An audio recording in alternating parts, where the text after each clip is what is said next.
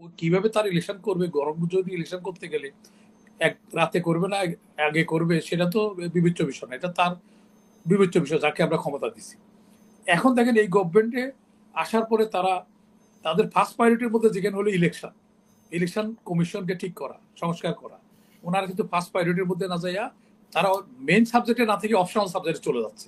যদিও এই আন্দোলনের জন্য ওনার কোনো অবদান নাই, ওনার জন্য বরঞ্চ 3 দিন সরকার দেরি হয়েছে, আমাদের রাষ্ট্রের কন্ট্রিবিউশনটা নাই, উনি 3 দিন পরে আসছেন। তো এই এত কিছু, অথচ এই ছাত্রদের আন্দোলনের জন্য উনি কিন্তু একটা একাত্মতা ঘোষণা করে নাই, একটা স্টেটমেন্ট আমরা দেখি নাই। তারপরে আমরা কোনো ওনার ব্যাপারে বলতে, আমরা শ্রদ্ধেয় ব্যক্তি, আমরা ওনাকে শ্রদ্ধা এখনো করতে চাই, কিন্তু উনি কেন এইসব লোকজনের ফাঁদে পড়তেছে? আমরা তো আমাদের রাষ্ট্রের ফরেন পলিসি হচ্ছে আমরা কারো প্রতি শত্রু না, কারো ইয়া না, আমরা সবার সাথে বন্ধুভাবাপন্ন ভাবে আমরা চলবো। যদিও এই ব্যাপারে আমার বক্তব্য আছে, বন্ধুর মতো আচরণ করলে আমি বন্ধু হিসেবে তাদের গ্রহণ করবো, শত্রুর মতো আচরণ করলে তো সবার সাথে বন্ধুত্ব আচরণ আমি কিভাবে করবো? আমি সোজা সাপটা যদি বলি, আমি প্রথম মিডিয়াতে আনছি যে রোড ম্যাপ লাগবে। রোড ম্যাপের কথা আমি প্রথম তুলছি মিডিয়াতে, সবাই বলার আগে এস এ টিভিতে আমি কত সূচনা করি। ওইখানে জেনারেল আমিনুল করিম, লেফটেন্যান্ট আমিনুল করিম সাহেব ছিলেন।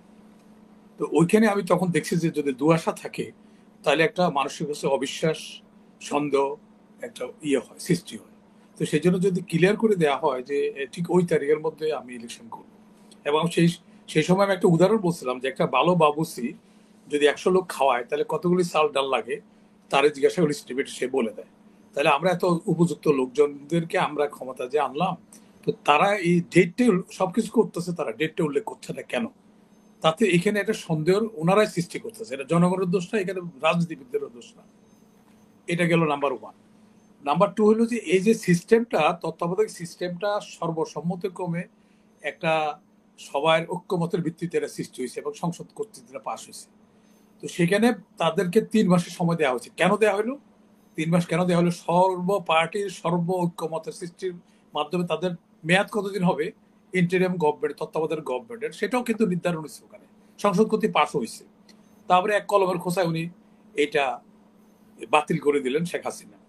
তো এখন ওইটাতে তখন 3 মাসের বেশি অতিরিক্ত সময় কেন দেওয়া হয় নাই, সেখানে অনেক ডিসকাশন হয়েছিল।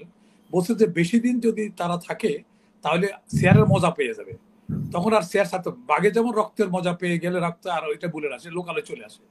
তো সেই জন্য ক্ষমতা এমন একটা জিনিস যে ক্ষমতার যখন মজা পেয়ে যাবে তখন আর এইটা ছাড়তে চাবে না কেউ। সেই জন্য বেশি দিন ওদেরকে সময় না দিয়ে 3 মাস নির্ধারণ করা হয়েছে যে এদের মেয়াদ হবে 3 মাস। আর আমাদের যদি সামনে কোনো উদাহরণ না থাকতো, এক্সাম্পল না থাকতো, তাহলে একটা কথা, আমরা 3টা গভর্নমেন্ট কিন্তু পার করছি, এই same nature of government, Latifur Rahman, Shahabuddin, Fakhruddin, এই 3টা গভর্নমেন্ট গেছে আমরা। এরা মোটামুটি ইলেকশন করছে, ইলেকশন সবার কাছে গ্রহণযোগ্য হয়েছে, তারা কিন্তু 3 মাসে ইলেকশন করছে এবং তারা প্রশাসনকেও তারা করে দিছে। লতিফুর রহমানের বলছে যে উনি এত আপনার সচিবদের টাইমে কেন বদলি করলেন কেন? সে তো ও কিভাবে তার ইলেকশন করবে, গরম যদি ইলেকশন করতে গেলে এক রাতে করবে না আগে করবে, সেটা তো বিবেচ্য বিষয় না, এটা তার বিবেচ্য বিষয় যাকে আমরা ক্ষমতা দিছি।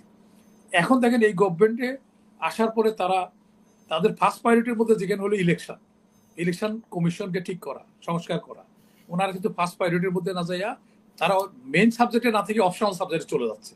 এতে কি প্রতীয়মান হচ্ছে যে তারা ডে টাইম ইলেকশনটা করবে না। আমি ইতিপূর্বেও বলছি, অন্য চ্যানেলকে আমি বলছি, কারণ ইলেকশন কমিশনের যে লোকগুলি আমাদেরকে 16 বছর ভোটের অধিকার থেকে বঞ্চিত রাখছে, এদের তো বিচারের আওতায় তারা আসে নাই। এবং শুধু তা না, এই যে নুরুল হুদা, তারপরে হাবিবুল আওয়াল, এইসব লোকগুলির কিন্তু কাস্টডিতেও নেওয়া হয় নাই। অনেক লোকের আমরা দেখছি, রাশেদ খান মেনন গেছে, আরো অন্যরা গেছে, কিন্তু যারা আমাদেরকে 16 বছর বঞ্চিত করলো রাষ্ট্রের টাকা খালেও, এবং তারা ইভিএম কিনে হাজার হাজার কোটি টাকা করলেন, ইলেকশন কমিশনে একটা মেশিন কাজ করে না। তো এটার কোনো তদন্ত কমিটিও করা হয় না। আমি কিন্তু এর আগে অন্য মিডিয়াও বলছি, এটা করা হয় না। আর আগে যারা বেনিফিশিয়ারি, এখনো কিন্তু তারা বেনিফিশিয়ারি ওই ধরনের লোকজনকে নেওয়া হয়েছে। প্রথমত সিলেকশনে আপনি যারে দিয়া বঙ্গোপসাগর পাড়ি মাঝি তো ভালো হইতে হবে। এখন আপনি বেলান্ডুকা দিতে বঙ্গোপসাগর 9 নম্বর মহাবিপদ সংকটের সময় যদি আপনি ভেলা দিয়া বঙ্গোপসাগর পাড়ি দিতে চান, তাহলে তো বোঝা যাচ্ছে আপনি ডুবে মরবেন মাঝখানে। এখন যেগুলি আছে এদের ডুয়েল পাসপোর্ট, তারপরে ফৌজদারি মামলা আছে এমন লোকেরও অ্যাডভাইজার বিশেষ সহকারে নিয়োগ করা হয়েছে।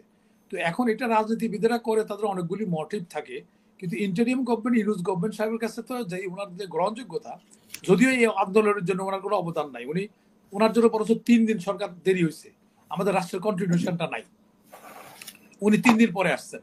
তো এই এত কিছু, অথচ এই ছাত্রদের আন্দোলনের জন্য উনি কিন্তু একটা একাত্মতা ঘোষণা করে নাই, একটা স্টেটমেন্ট আমরা দেখি নাই। তারপরে আমরা কোনো ওনাকে ব্যাপার বলতে ওনার শ্রদ্ধেয় ব্যক্তি, আমরা ওনাকে শ্রদ্ধা এখনো করতে চাই, কিন্তু উনি কেন এইসব লোকজনের ফাঁদে পড়তেছে? আর ইলেকশনের ব্যাপারে এই কাকে আমরা দুইটা, একটা হলো যে প্রক্রিয়াটা স্টার্ট করতে হবে। তো আমরা আওয়ামী লীগকে আপনি বন্ধ করবেন, কি করবেন না করবেন আপনি কিন্তু বলতেছেন, গল্প বলতেছেন, কিন্তু ওই কাজের মধ্যে যাচ্ছেন না। তাতে কি মনে হচ্ছে? আপনি চাচ্ছেন না, আপনি এটা নিয়ে দীর্ঘায়িত করতে চাচ্ছেন, আপনার মেয়াদটা দীর্ঘায়িত করতে চাচ্ছেন, আপনি ওটার তো বিচার তো স্টার্টে করেন না। আপনি, আপনার কাছে দুইটা অপশন আছে, একটা হলো বিচার কাজ স্টার্ট করতে হবে, অথবা রাজনীতিবিদদেরকে বাধ্য করতে হবে যে তোমরা যে পরবর্তী ইলেকশন আসলে তোমরা কি কি সংস্কার করবা, সেই সংস্কারের একটা করে তোমাদের একটা দিও, ম্যানিফেস্টো, তোমরা ইলেকশনে দাঁড়ানোর সময় এটা আপনার কি মনে হয় যে তারেক রহমান যেটা বলেছে যে নির্বাচিত সরকার এসে স্বৈরাচারের বিচার করবে, এটা কি আসলে সম্ভব হবে?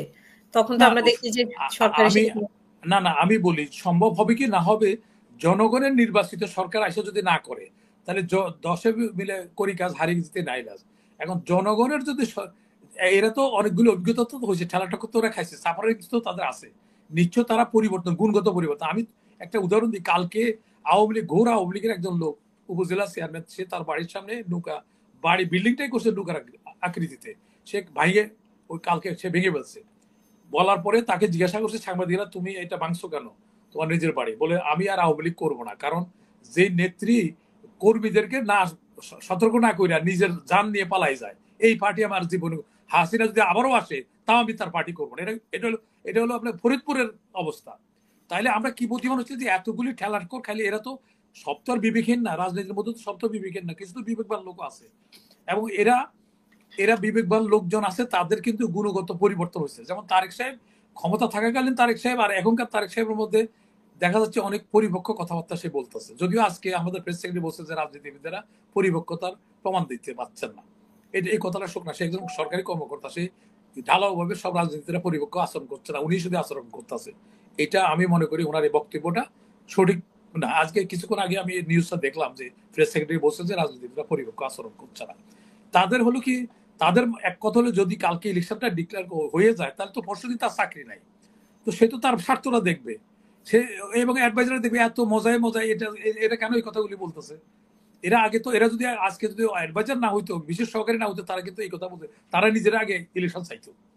আমরা ওদের অতীতের কাণ্ডকৃতি দেখছি না, তারা তো বিপদের সময় ভাগছে এখান থেকে, ডুয়েল পাসপোর্ট নিয়ে বাইরে আছে, আবার এখনো যদি জাতি বিপদে পড়ে আমরা বিপদে পড়বো, এনারা কিন্তু যেহেতু ডুয়েল পাসপোর্টে তারা চলে যাবে, যেটা ডিসকোয়ালিফিকেশন হবে, অ্যাডভাইজার আর মিনিস্টারটা বলা আছে ডুয়েল পাসপোর্ট হলে করতে পারবে না, কিন্তু সেই লোকগুলো উনি এটা করছেন। তারপরে আমরা বলছি যে উনি যে ডিক্লেয়ার করছেন ওনার কমিটমেন্টের মধ্যে উনি থাকুক। আচ্ছা, তারপরে অনির্বাচিত সরকার কোনো চুক্তির মধ্যে যেতে পারবে না, ওনার রুটিন ওয়ার্কের বাইরে যেতে পারবে না। উনি দেখা যাচ্ছে আমাদের মানবিক করিডোরও আমরা সাইন করতেছে। তারপরে আবার ওই যে আমেরিকান দুইজন লোক আসছে প্যাসিফিকের, ওনারা দায়িত্বে আছে, কিন্তু ওনারা কি ইলেকশনের জন্য আসছে? আমাদের এখন একটা সমস্যা হচ্ছে ইলেকশন, আইন শৃঙ্খলা, অর্থনৈতিক সমস্যা, এগুলি নিয়ে তারা আলোচনা করে, কি এজেন্ডা আমরা সেটা জানি না। আমরা দেখছি যে এর মধ্যে দেখি যে অলরেডি আমেরিকান সোলজার আসে, ওরা ট্রেনিং করতেছে ওখানে। এবার আমরা মানবিক করিডোর আমরা দিচ্ছি, এখন মানবিক করিডোর দিলে আমরা, এরা যেটা এর আগে এরকম ইউনিসেফের আন্ডারে, হুর আন্ডারে, এরকম বিভিন্ন আমব্রেলা, এইখানে তারেক রহমানও বলছে যে মানবিক করিডোর নির্বাচিত সরকারই দিতে পারে, মানে সংসদ থেকে আসতে পারে। আমরা সিরিয়াতে কি দেখলাম, তারপর নরিওকারে কি দেখেন, এখানে এক করা হয়েছে, দুইটা এক করা হয়েছে, আমেরিকা তাদের সংসদে পাশ করে দুইটা, একটা হলো বার্মা একটা হলো নরিয়াগারকে বিচার করার জন্য একটা অ্যাক্ট করছে। ওইটার পরে নরিওগাকে কি অবস্থা করছে, ওখানে ওই দেশে কি অবস্থা হয়েছে, তারপরে সাদ্দামের কি অবস্থা করছে, এগুলো যে বিভিন্ন এইসব মানবিকতা, এই কথা সামনে নিয়ে আসে। আর ইসরায়েলিতে এত লোক মারতেছে, সেখানে মানবতা নাই, এখানে আমাদের করতেছে। এখন তাহলে আমার বারবার ওই গ্রুপে আমার বিপক্ষে যাবে, চায়না আমার বিপক্ষে যাবে, তাদের অর্থনৈতিক অনেকগুলি ইনভলভমেন্ট আছে, আমাদের অনেক সহযোগিতা লাগতে, কারণ ওখানে তাদের স্বার্থ আছে। যখন আমরা এই করিডোরটা দেবো, চায়না কিন্তু এগেনস্ট এটা ভালোভাবে নেবে না, ইন্ডিয়া ভালোভাবে নেবে না, আবার বার্মার যে অংশটুকু বিদ্রোহী গ্রুপ বাদ দিয়ে যেগুলি আছে তারাও ভালোভাবে নেবে না। আমরা তো আমাদের রাষ্ট্রের ফরেন পলিসি হচ্ছে আমরা কারো প্রতি শত্রু না, কারো না, আমরা সবার সাথে বন্ধুভাবে আমরা চলবো। যদিও এই ব্যাপারে আমার বক্তব্য আছে, বন্ধুর মতো আচরণ করলে আমি বন্ধু হিসেবে তাদের গ্রহণ করবো, শত্রুর মতো আচরণ করলে তো সবার সাথে বন্ধুত্ব আচরণ আমি কিভাবে করবো? হ্যাঁ, তো কিন্তু এই কাজগুলি করছে যেটা তার এখতিয়ারের মধ্যে পড়ে না।